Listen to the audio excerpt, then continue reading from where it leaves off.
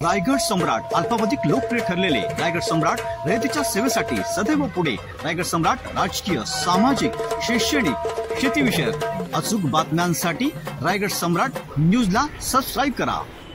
कमलगौरी hero Patil शिक्षण संस्थेचे बाळासाहेब ठाकरे विधी महाविद्यालय तळोजा पनवेलचा भव्य उद्घाटन समारंभ पार पडला। शिवसेनेचे नेते महाराष्ट्राचे माजी मुख्यमंत्री उद्धव ठाकरे यांच्या हस्ते वास्तूचे उद्घाटन करण्यात आले। यावेळी व्यासपीठावर उद्धव ठाकरे, संजय राऊत, माजी केंद्रीय मंत्री अनंत गीते, शेकाप सरचिटणीस आमदार जयंत पाटील, काँग्रेस रायगड जिल्हाध्यक्ष महेंद्र घरत आदी मंडळींचे स्वागत करण्यात आले। यावेळी विशेष सत्कार तळोजाचे माजी सरपंच यांचा करण्यात आला। या दरम्यान प्रस्तावना बबनदादा पाटील यांनी केली, तर संजय राऊत व माजी उपमुख्यमंत्री व माजी मुख्यमंत्री उद्धव ठाकरे यांनी मार्गदर्शन केले।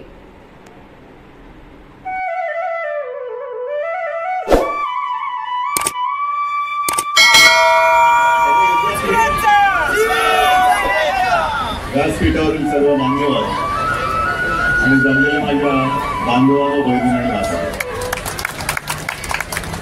बबनदादा, खरंच मी आश्चर्यचकित झालेलो आहे आणि अभिमान हा शब्द कमी पडेल त्याहीपेक्षा मोठं कर्तृत्व तुम्ही आज दाखवून दिलेलं आहात।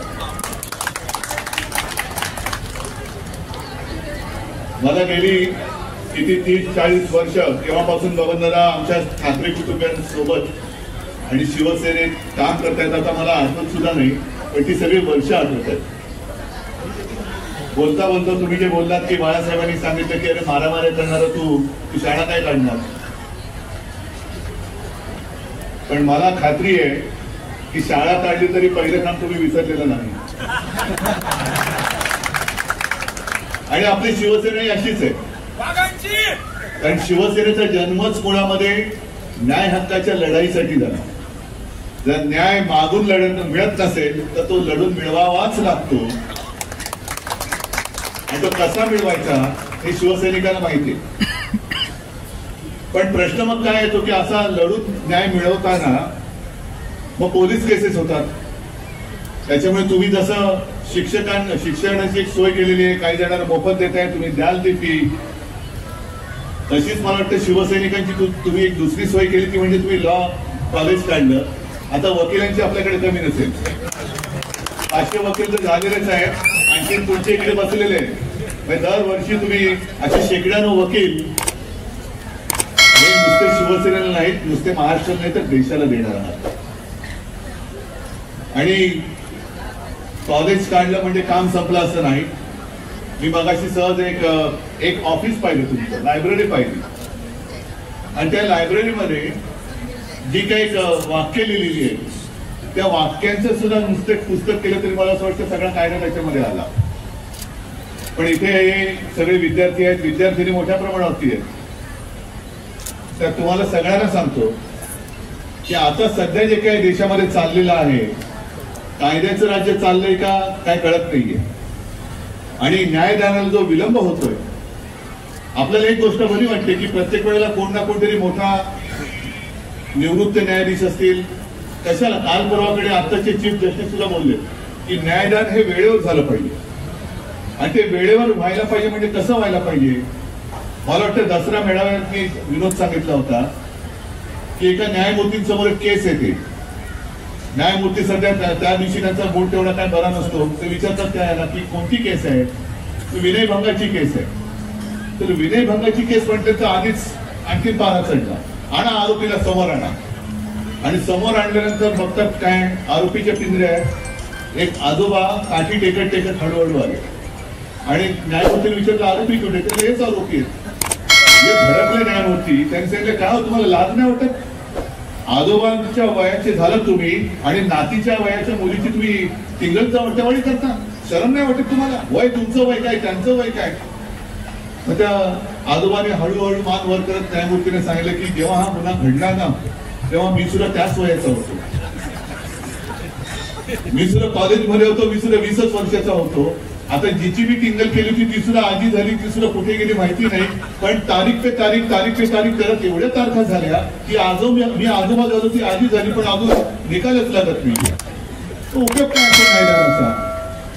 आता सुद्धा आपण बघतोय आपला एक खटला तिकडे चालू आहे सुप्रीम कोर्टामध्ये, काल परवाकडे तारीख होती, आता पुन्हा 2-3 दिवसाची तारीख पडलेली, त्याच्यानंतर पुन्हा काय पडेल सांगता येत नाही.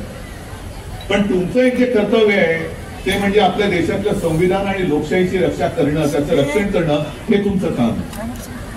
आम्ही ठीक आहोत, आपण तर काही वेळेला न्याय हक्कासाठी कायदा मोडतो, पण कायदा का मोडावा लागला? जर कायदा न्याय देत नसेल तर मी काय केलं पाहिजे? या सगळ्या गोष्टी फार मोठ्या आहेत.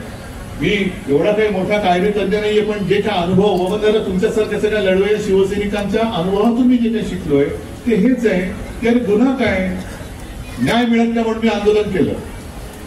आता कायदे सुद्धा काही एवढे जुने आहेत की ते इंग्रजांच्या जमान्यातले, आता त्याच्यावर सुद्धा हळूहळू बदल होत जाईल.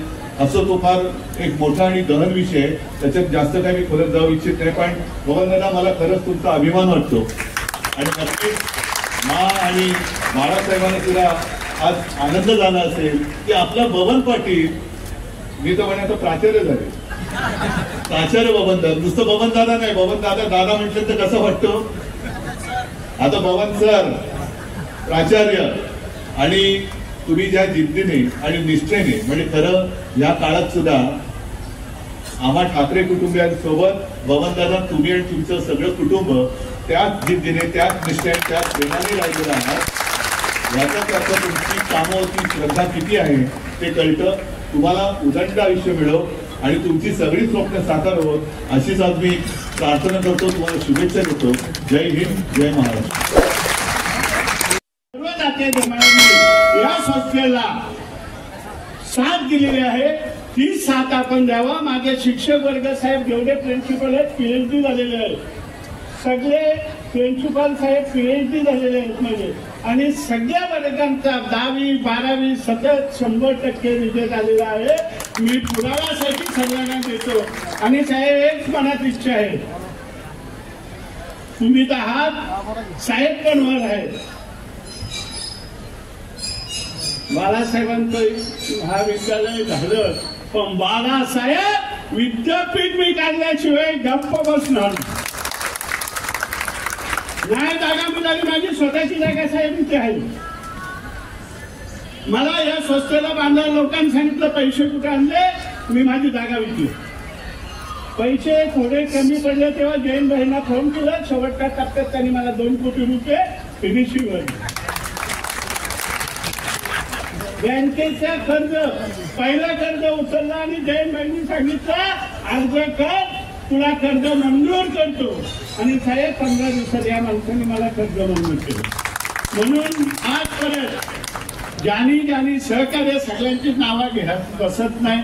बाला मुंबईकर आमचे ज्येष्ठ शिवसैनिक आहेत, तेही इथे बसलेले आहेत. या सगळ्यांनी मला साथ दिली आणि ही संस्था साहेब परत आली. आपण सगळं सेना प्रमुख बाळासाहेब ठाकरे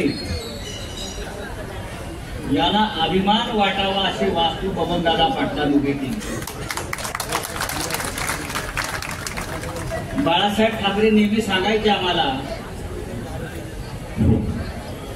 काँग्रेसवाल्यांची नावं घेऊन, बघा त्याने कशा संस्था उभा केल्या, कोणी साखर कारखाने काढले, कोणी कॉलेजेस काढले, पण आपल्याकडून अशा काही संस्थात्मक काम होत नाही.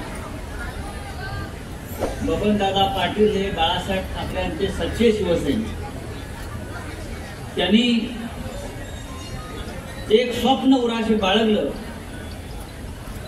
आणि या शून्यातून विविध निर्माण करावं अशी संस्था बाळासाहेब ठाकरे यांच्या नावानं उभी केली. संस्था उभी करणं सोपं असतं, चालवणं कठीण असतं.